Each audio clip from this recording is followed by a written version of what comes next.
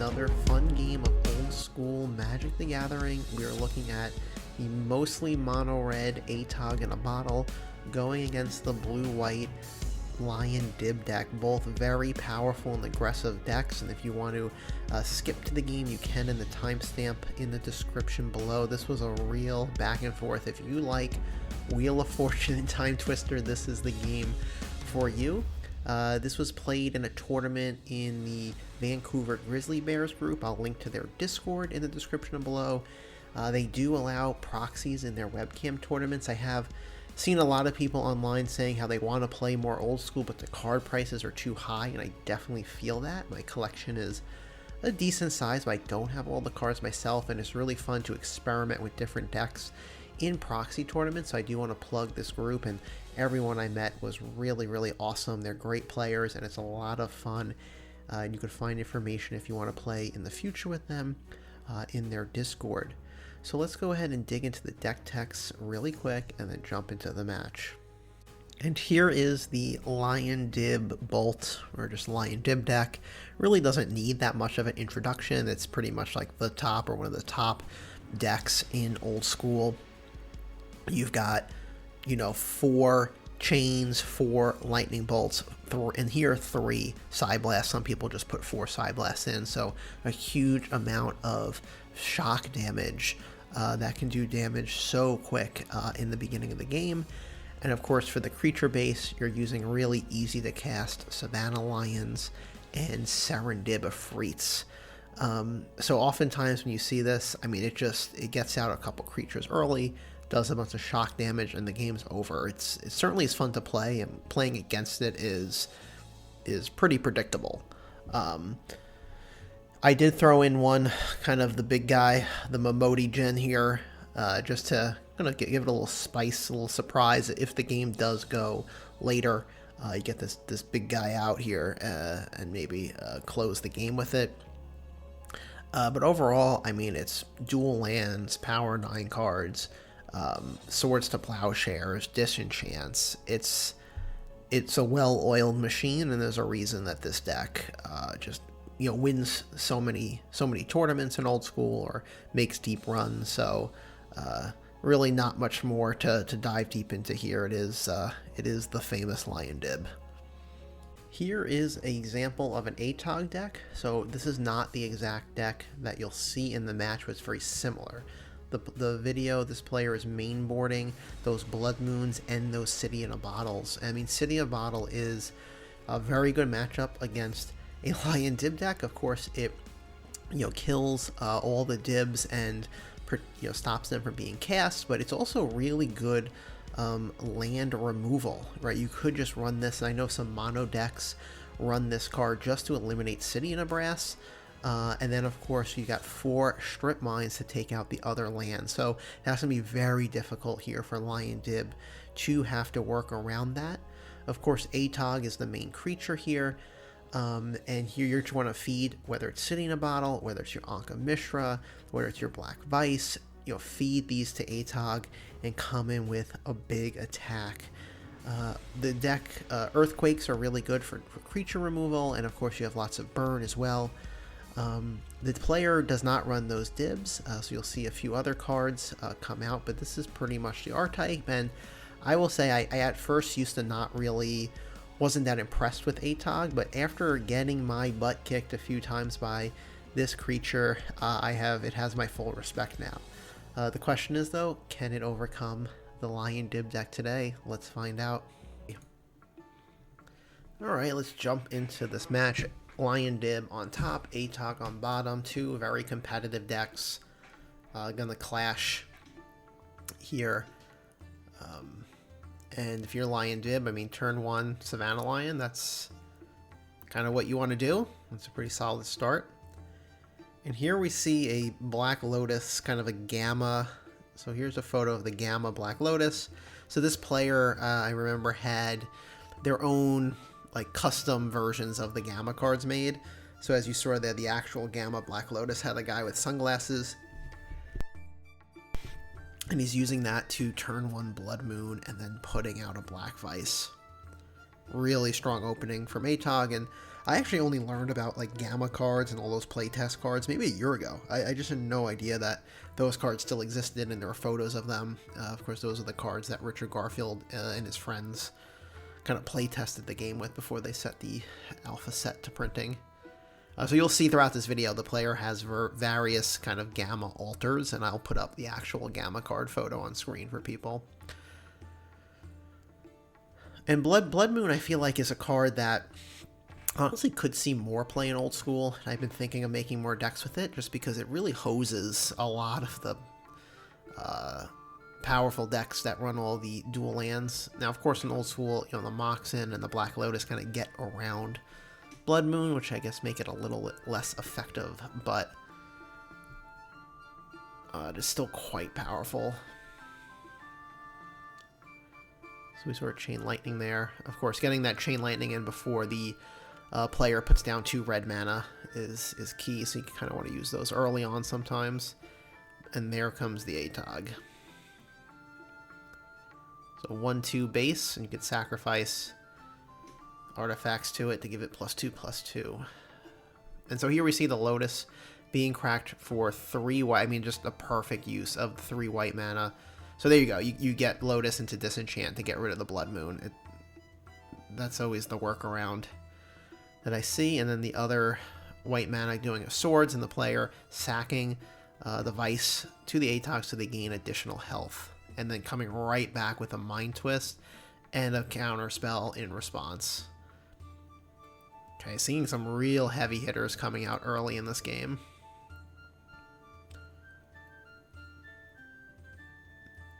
Okay, again, when you have that turn 1 Savannah Lion, if your opponent doesn't really have answers or kind of this happens, it just keeps chipping 2/2/2/2. And that's really tough. I'm going to see if the Atog player can kind of bolt this Savannah Lion. They're going to Demonic Tutor. What are you Tutor here for? I'm not sure. I'm not sure what the Tutor target could be. Maybe a Wheel of Fortune or a TimeTwister to kind of draw a fresh 7. And okay, and there's the Lightning Bolt. Oh, that Savannah Lion though did his job, especially for his 1 casting cost. Okay, and a Brain Geyser are going to take 2 damage on that. That's a risky play, but I feel like if you feel like you're stalling out, you kind of take the 2 damage and draw the cards. So Brain Geyser for 2. And City in a Bottle. Maybe the Tutor was the City in Bottle. Because that's going to just wipe out 2 land cards. And then an Atog. Really strong and aggressive play here from Atog. There's a Psyblast, so Atog not sticking onto the board. City in Bottle is a doozy for sure. Certainly in this matchup, takes out Lion-Dib Ifrits. Takes out those City of Brasses. Okay, we're going to Strip Mine. And a Relic Barrier. I wonder, how do people feel about Relic Barrier? I understand, like, certainly it's really good with the Howling Mine, where you could tap your Howling Mine when you pass turns, so your opponent doesn't get the extra card draw. I guess it's okay, you could kind of tap down if your opponent's, you know, running artifact creatures, you could kind of tap them down a lot, but I just don't. Okay, and an Ankh. I love the Ankh of Mishra. I just don't see Relic Barrier, like, winning a lot of games or being pivotal, but maybe I just haven't, you know, personally played with it enough. It always feels okay. I guess in this deck it's also something to sacrifice to Atog. Okay, and here's a Tutor. I'll skip ahead. Again, what do you Tutor for there? Is it a Wheel or TimeTwister? I don't know. Maybe a Disenchant to get rid of the bottle, depending what's in your hand. Okay, and there's the Disenchant. Okay. Gonna take some damage from the Ankh.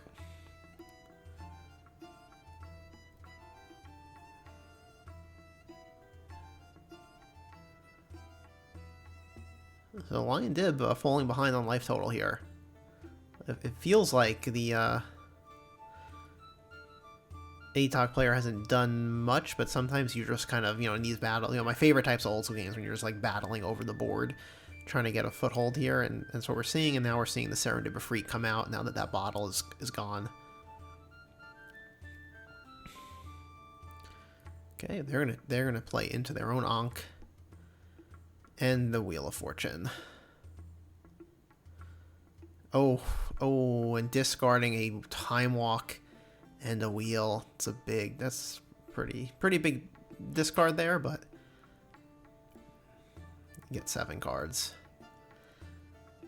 Okay, and there is an Ancestral Memory, which again is the Gamma version of Ancestral Recall, and it's going to be Red Blast. Oh, imagine someone was playing with an actual Ancestral Memory Gamma card, and then you used a 30-cent revised Red Blast on it. That would be a Red Elemental Blast. That'd be a wonderful move. I kind of like the name Ancestral Memory better than Ancestral Recall. Very, very interesting. And so the Dib's going to come through for 3. And there they are. The Lion-Dib on the board. And then the Ancestral Recall. Not the Ancestral Memory. Drawing 3. So this potentially being a good wheel for the Lion-Dib deck. Looks like it got a lot off that.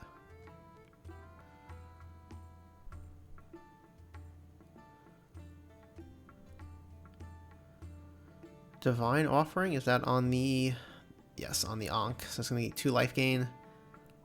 And then... a basic mountain. Passing turn.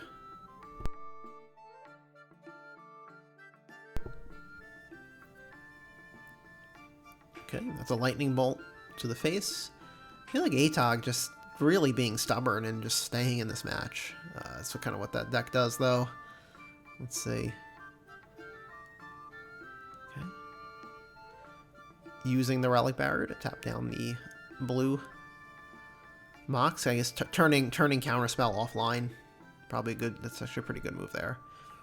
There's another bolt to the player. And a TimeTwister. And there, of course, the Gamma TimeTwister is just a picture of a watch. Okay, oh, in response, there's a lightning bolt.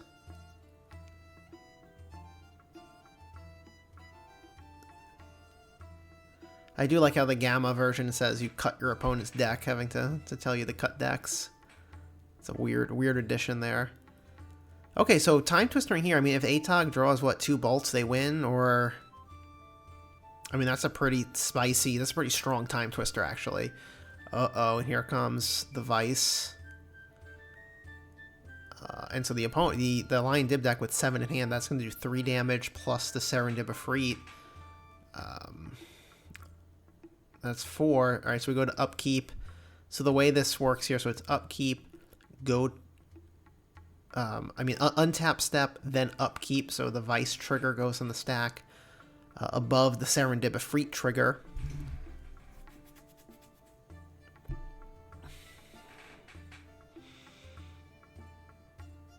So we're going to wait and see if there's a instance can be cast before that damage goes through, and there's a disenchant. So even though you disenchant the Vice here, that trigger is still on the stack, so... Right, so now the Serendib does 1, and the Vice trigger only does 2 because the instant was cast, so bringing the player down to 1 life. And then swinging for 5, and that's the game. Oof, I mean, that is as close as you get. And Lion-Dib taking game number 1.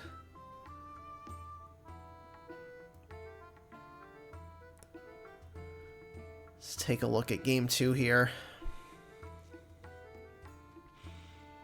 That was starting to sweat on that one.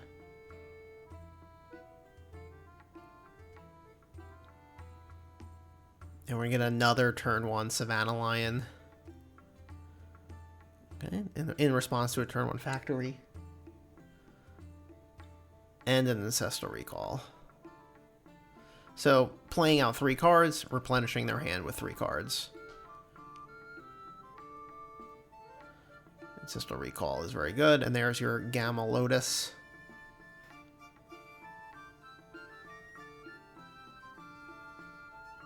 I wonder if there's anyone out there that actually owns these Gamma cards and at all plays with them. I don't know if anyone knows of a video online of, or what. Oh, Lord. Okay, so we have a Lotus, you casting a City and Bottle, and then the lands tapping for the TimeTwister. So yes, this video, as I said in the introduction, there are a lot of TimeTwisters and Wheel of Fortunes that will be happening in this video. A record number, and there's another one. But that does allow Savannah Lion still to get through.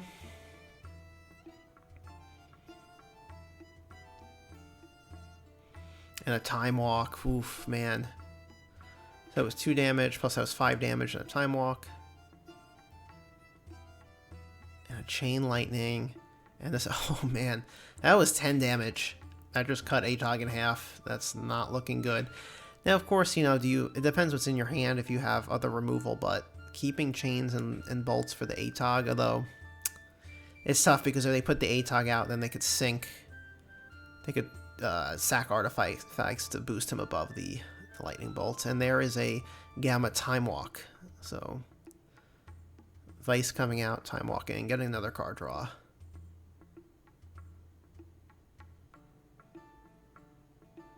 And a Blood Moon. Okay, so we saw this in game 1. Actually, I think there was Blood Moon Vice out. I don't remember if this City and Bottle was out at the same time, but another Vice.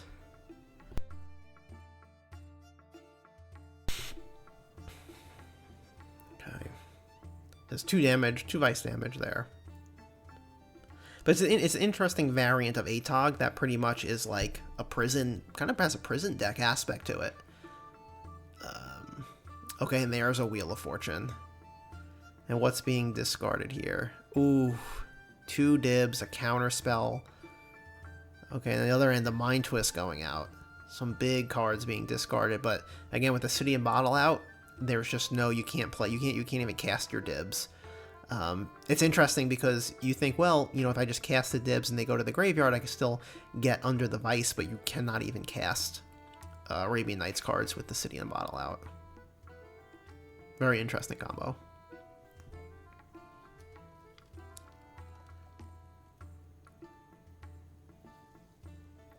Okay, well, with the Mox Pearl and the Lotus, I mean, Disenchant at least can happen here if one is drawn for the Blood Moon or the City and Bottle. The question is, what do you disenchant, the Blood Moon or the City and the Bottle here? I don't know. Black Lotus coming out. Ooh, and an Earthquake. So in game 1, the Atog player wasn't able to get rid of that Savannah Lion quick. That is it. Now you're at a place where if you drop Atog, you've got... remember, the Factory is an artifact. 2 Vices, a Lotus. You have a lot to sacrifice to Atog.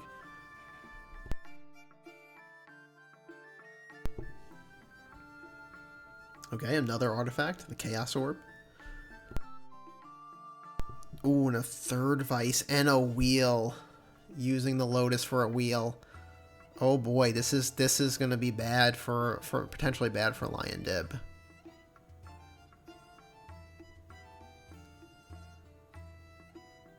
Oh, the Momodi Djinn was in hand, and a TimeTwister. So yeah, I think next turn the big 5/6 flyer would have came out. That might have been the end of Atog, to be honest, but a very timely Wheel of Fortune to discard that.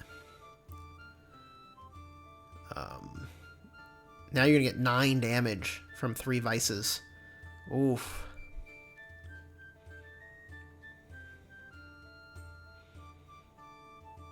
Okay. At this point, you gotta get below Vice. That's just like the key to staying in this game. Okay, on the Blood Moon, interesting. I'm curious, again, what the reasoning between the Blood Moon versus the City in the Bottle, but...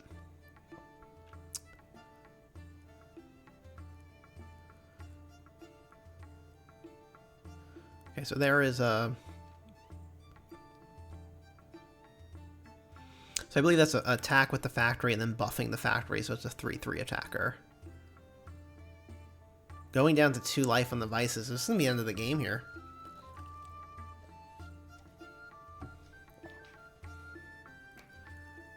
So, there's going to be 2 factories coming in. So you could block with 1 factory. Maybe you have a Lightning Bolt or Disenchant in the hand for the other one. Okay, now that's risky with the vices on the board. That tells me that the player didn't have any bolts or disenchants for the other factory attack next turn.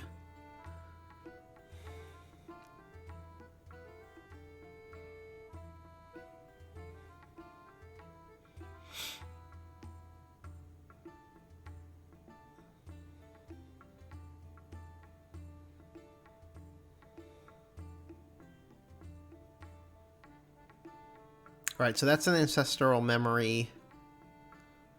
Okay, and that's going to be a counterspell on that. And that at least gets one extra card out of your hand there. And of course, always good to counter or block the opponent from drawing 3 cards. Okay, now we're going to get a Chaos Orb flip. I'm guessing on the factory, right? So you could come in and win next turn. Oh, and it slides and hits it.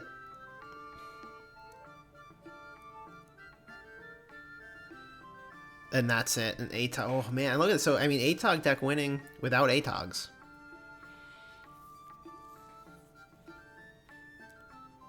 So let's pick up here in game 3.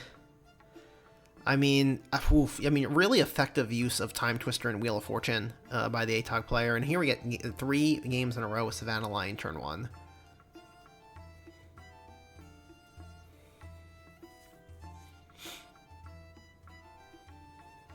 Okay, and that's just, again, the speed at which Lion-Dib can just do 5 damage like that is impressive.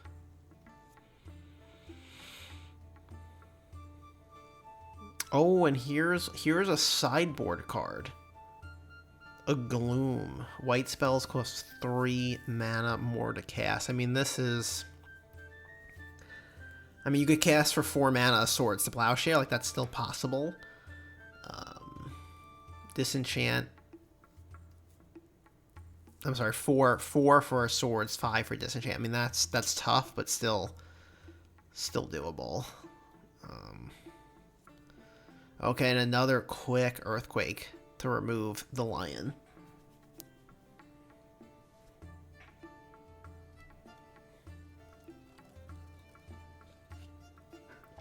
And the Atog.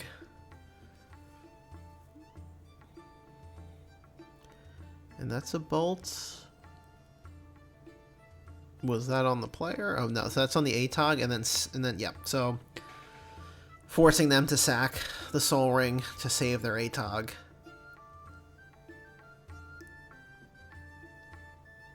God, a gloomy Atog. That's a... You don't want to see those two. And the Wheel of Fortune. I mean, every game we're just drawing 7 cards. Fireball, Earthquake, Red Elemental Blast.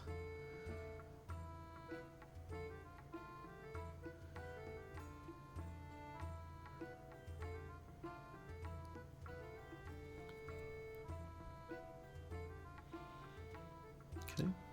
Mox Sapphire. Factory. Here comes the Atog food. End of Ice.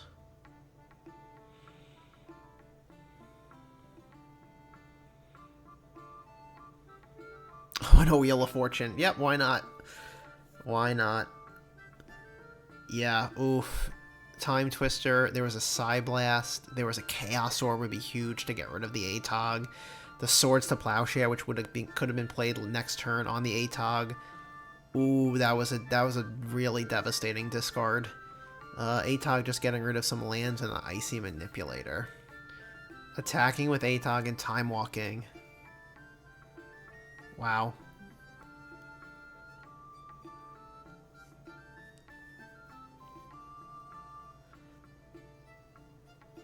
Just, yeah, these last 2 games just really good draw 7s from Atog. Really impressive. We got a Strip Mine. Again, puts the Swords to Plowshare out of Gloom range. And then taking Counterspell offline.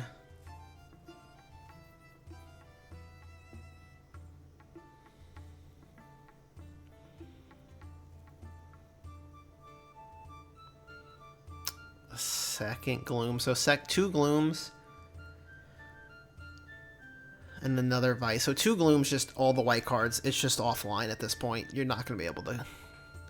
I mean, even Savannah Lion, you're not going to be able to cast.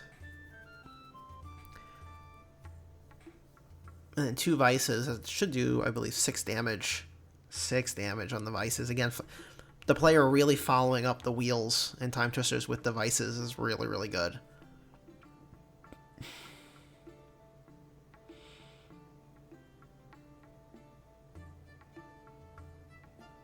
So I think here, if the player sacks all of their artifacts to Atog, they've got the win.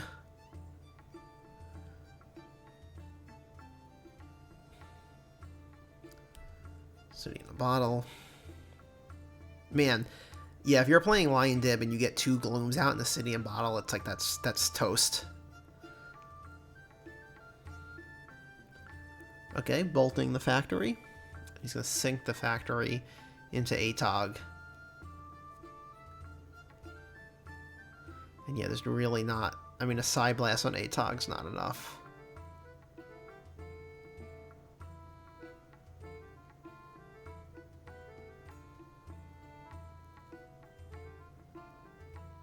That's going to be game. Let's say they're just going to sack all their...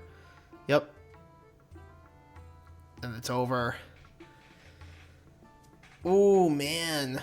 And the Mind Twist in hand. I mean, Lion-Dib just kind of getting pulverized in that last game. It's really impressive whenever a deck, in this case, you know, Atog in a Bottle, is able to take a top-level deck and just kind of whoop it like that. Is really, really impressive. But, man, that was some fun games. Definitely would love to see those 2 decks rematch each other in the future. But thanks again, everyone, for watching. Please subscribe if you like old school and want to see some more fun tournaments and proxy tournaments or anything else that we'll have coming in the future.